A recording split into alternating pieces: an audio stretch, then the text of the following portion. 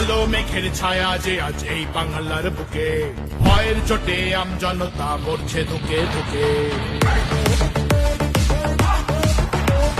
কালো মেঘের ছায়া যে আজ এই বাংলার বুকে, ভয়ের চোটে আমজনতা মরছে ধুকে ধুকে।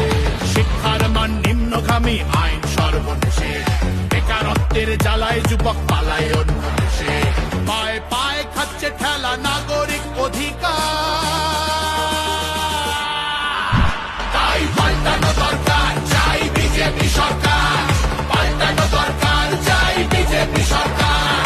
পাল্টানো দরকার, চাই বিজেপি সরকার।